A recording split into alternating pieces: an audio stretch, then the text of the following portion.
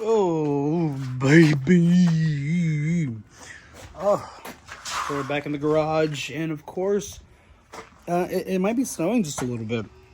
So, snow's here. I really can't do some stuff that I've been trying to do with some videos for the Mustang. I've been trying to get the GT up and going, but at this point, there's really no point in fixing it up and doing some stuff to it because it's that time of year where I really can't even use it anyways.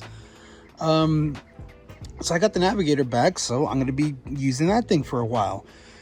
So while we're stuck indoors and there's not much we can do, we're just going to have to look at this thing. So I finally got this thing in the garage. It is a car that I have had now for, man, I don't even know at this point, 10 years maybe. It was a gift for me from my dad years ago. And this is more of a, kind of like a sentimental build car that I don't ever plan on getting rid of. It is a 1999 V6 Camaro, Catfish Camaro. A car that I really wonder why nobody really has ever built or done much with these things. I mean, yeah, people with the Super Sports and Z28s, all that good jazz and everything. You know, people have done some good work to them and everything. This car is pretty messy inside. You can see that I have the old headlights because I do have brand new headlights and new taillights that I put on this thing. A little bit better than the OEM ones. Some new seats in it. I think I still got the wrapper on these things. You know, some basic stuff that I'll talk about later. I guess I just wanted to kind of ask and, you know, talk about an overview of this thing. I guess the question I really have with this is, how come people never really build these? I get it, you know, this one, like I said, in specific, it was a gift. It is a V6, 5-speed manual.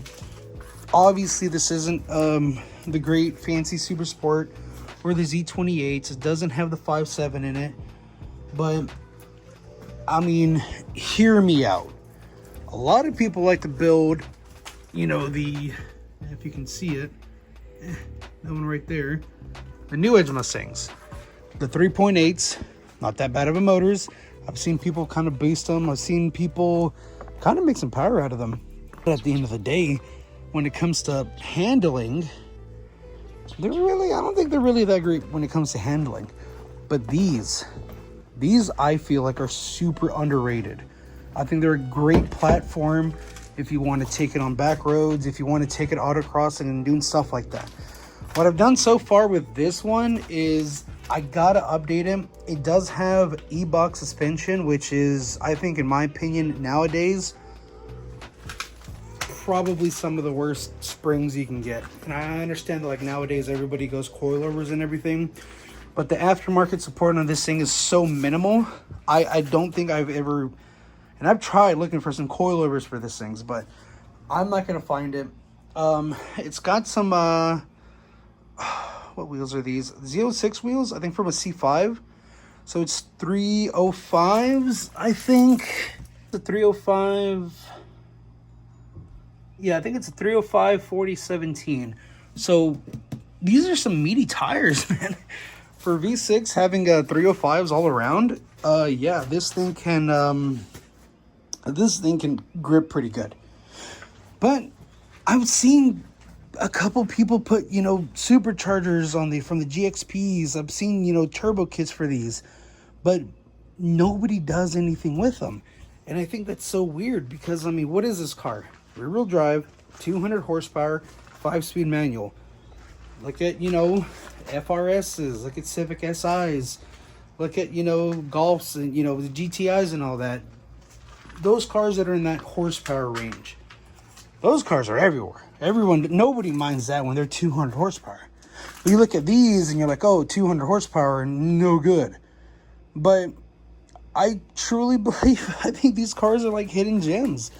I've taken this on a rally before, actually.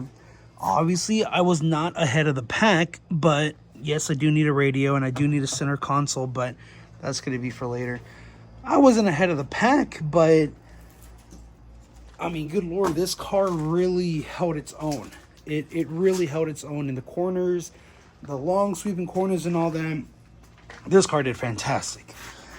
It does need some love. I mean, this exhaust is ancient. The suspension is just now terrible. It's, like I said, Ebach. I'm going to be looking for some new springs. I'm going to go ahead and refresh the springs, struts, everything. Full upgrade on this thing pretty soon. I just have to wait for this weather to go away. Snow, go away. But, I mean, this is just kind of a quick video. Just a quick little thing to kind of, like, look at. I'll be making some separate videos talking about, like, the seats and the interior and everything. I guess this is just kind of like a general discussion type video of, like, hey, I understand they don't sound the best. I know these 3.8s do not sound good. The 3800 Series 2. They make good power. I think they make good power. They sound like crap. That I will admit. But, I mean, I think these are just like, you know, I'm doing stuff to it. It's not done. This is still a project car. It's a project. I got new paint on it. It's like a forest green on it. I really like it. I love how it looks. Some people don't like the wing on this thing, but I think it looks pretty badass. That's just my opinion. New headlight, taillights. I just feel like this is something that I really want to ask the people of, what is your opinion? Why do you think these cars did not get as much love as the 3.8 Mustangs? The New Edge. I don't know. That's just my opinion. I understand cars like EcoBoosts. These things don't get a lot of love because it's not the V8. But like I've said before in the other videos, I think the chassis on this thing is just fantastic. That alone is worth it. If you don't want to go the V8 route, which is nothing wrong with that. And I've said before, I have V8s. I've had V8s. I'm not anti-V8. But I also love other cars and other platforms of what you can get for the money, that type of deal, you know. I think the turbo 4-cylinder on this thing is fantastic. I just think this right here is, like I said, it's a cheap, great, fun, fantastic car. I mean, hell, and I think they look fantastic. I feel like they look pretty unique. Nowadays, can't really see it all too well right now because it's covered in snow. I just put it into the garage, but I think it's fantastic. I love this thing. Like I said, I just kind of want to see if anybody wants to talk about this thing because I think they're really underrated. I think for 5-speed, rear-wheel drive, 210 horsepower, I think stock, which obviously now these cars are like 20 years old, a little over 20 years old, 25 years old. You know, they're going to lose a hair, maybe. But with a proper tire setup, proper suspension, fantastic car. My goal right now is to have this ready by like spring or summer and take it out to the Tail of the Dragon. Because I don't live that far from the Tail of the Dragon. And I've been to the Tail a couple times now. Love it. Fantastic road. Great thing. This car, and the GT are definitely going to be taken to it as much as I can. I'll be sure to set aside some time for that.